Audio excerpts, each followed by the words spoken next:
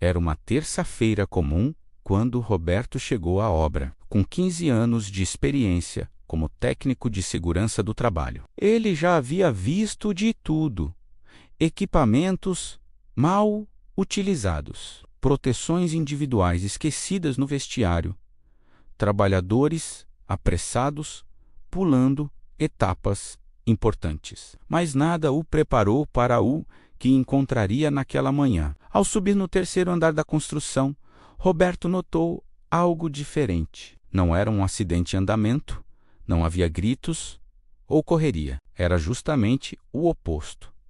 Um silêncio peculiar que todo profissional de segurança aprende a temer. Aquele silêncio que antecede os grandes problemas. O que os olhos revelam, caminhando entre as colunas de concreto, Roberto observava cada detalhe. Os cabos de aço estavam no lugar, as proteções coletivas aparentemente instaladas, os trabalhadores usando seus equipamentos. Tudo parecia normal à primeira vista, mas sua experiência lhe dizia que algo estava errado. Foi então que ele percebeu uma pequena modificação improvisada em um sistema de ancoragem. Alguém havia adaptado uma estrutura para facilitar o trabalho, criando uma configuração que parecia funcionar perfeitamente, mas que, na verdade, transformava todo aquele andar em uma situação de risco invisível. A questão que ninguém pergunta. Roberto parou por um momento e se fez a pergunta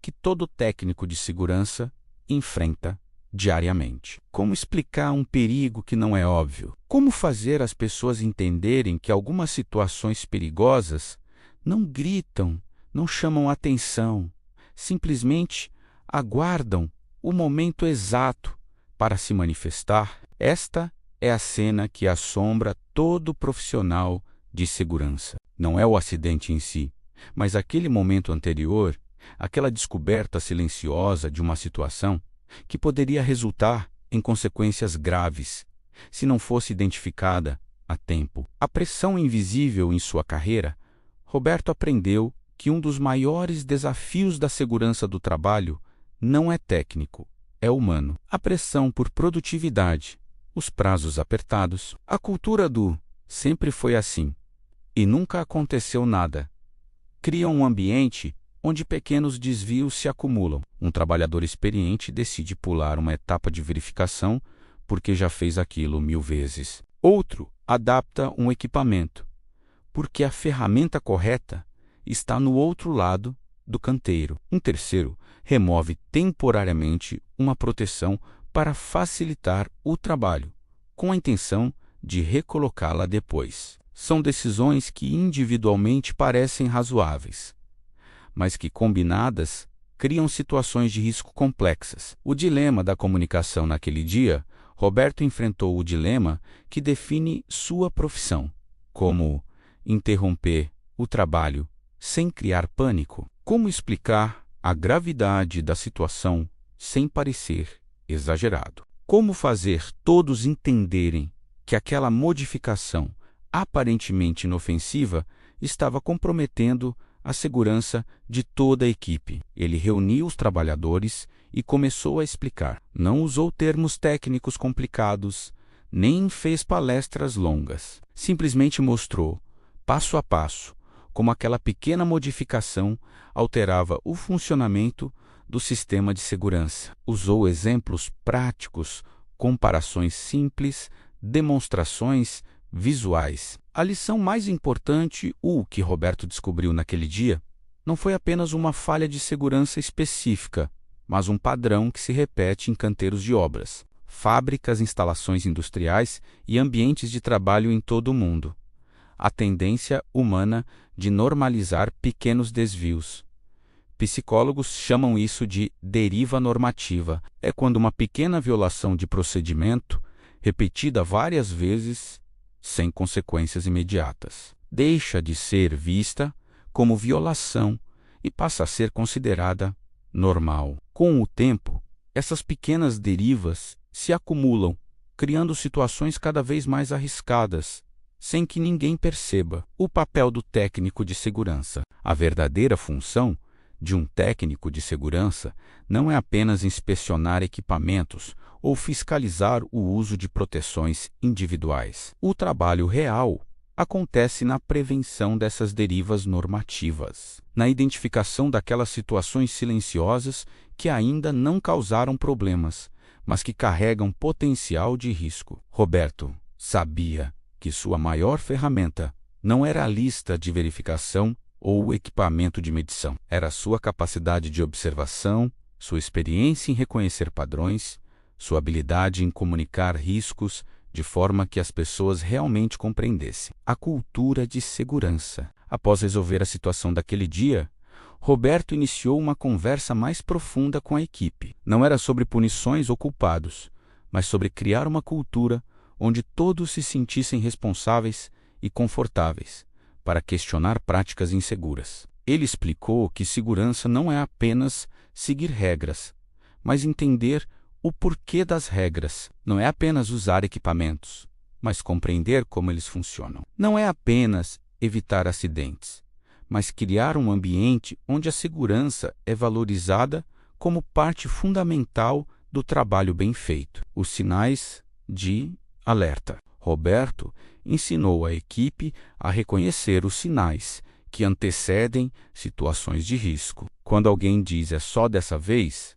ou "vai ser rápido", isso geralmente indica que uma etapa de segurança está sendo pulada. Quando procedimentos começam a ser modificados sem documentação ou aprovação formal, isso sugere que a deriva normativa está começando. Quando as pessoas param de fazer perguntas sobre segurança, isso pode indicar que uma cultura de complacência está se instalando. Quando equipamentos são usados de formas não previstas pelo fabricante, mesmo que pareça funcionar, isso cria riscos não calculados. Quando a comunicação sobre segurança diminui ou se torna apenas formal, isso sugere que as pessoas estão perdendo o engajamento genuíno com o tema. A responsabilidade compartilhada, uma das lições mais importantes que Roberto transmitiu naquele dia, foi sobre responsabilidade compartilhada. Segurança não é responsabilidade apenas do técnico de segurança ou do supervisor. Cada pessoa no ambiente de trabalho tem o dever e o direito de zelar pela própria segurança e pela segurança dos colegas. Isso significa que qualquer trabalhador pode e deve interromper uma atividade se perceber algo inseguro. Significa que todos devem se sentir confortáveis para fazer perguntas, sugerir melhorias, apontar riscos sem medo de serem ridicularizados ou punidos. O custo invisível.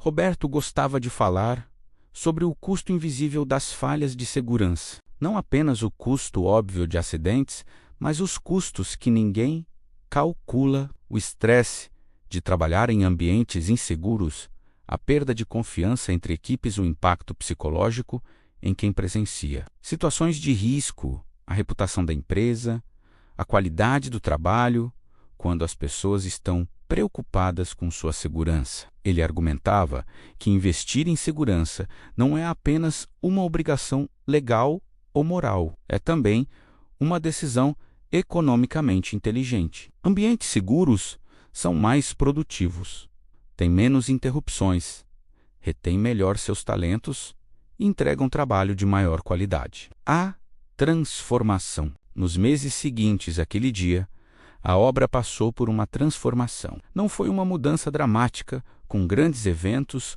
ou treinamentos pomposos. Foi uma mudança gradual e sustentável na forma como as pessoas pensavam sobre segurança. Os trabalhadores começaram a apontar pequenas irregularidades, antes que se tornassem grandes problemas. As reuniões de segurança deixaram de ser apenas momentos de passar informações e se tornaram diálogos genuínos sobre melhorias. A equipe desenvolveu um senso de propriedade sobre a segurança do canteiro. O aprendizado contínuo. Roberto sempre enfatizava que segurança não é um estado que se alcança, mas um processo contínuo de aprendizado e melhoria. Cada dia traz novos desafios, novas situações, novas oportunidades de aprender. Ele incentivava a equipe a estudar casos de outros locais, não para julgar ou criticar, mas para aprender. Promovia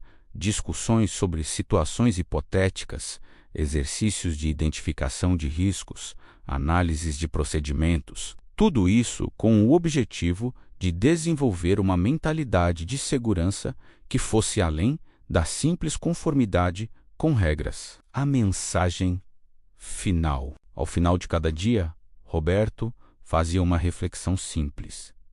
Segurança efetiva começa com a consciência de que os maiores riscos muitas vezes são os que não fazem barulho, os que não chamam a atenção, os que se escondem atrás da rotina e da familiaridade. A cena que todo técnico de segurança teme não é o acidente, mas aquele momento silencioso que o antecede. É a descoberta de que algo perigoso está acontecendo sem que ninguém tenha percebido. É a realização de que pequenas derivas se acumularam até criar uma situação crítica.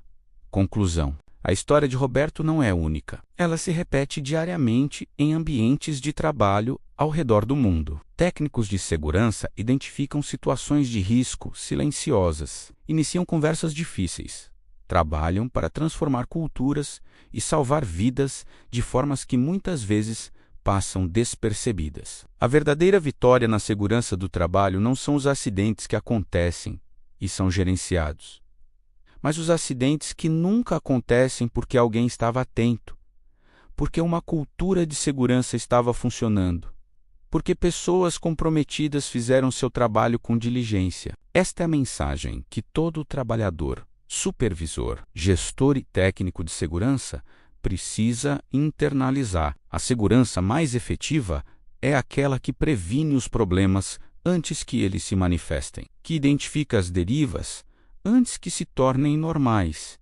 que mantém todos alertas, mesmo quando tudo parece estar bem. Porque, no final das contas, o objetivo de todo profissional de segurança não é apenas reagir a situações perigosas, mas criar ambientes onde essas situações simplesmente não aconteçam. E isso começa com a consciência, a comunicação e o compromisso de cada pessoa envolvida.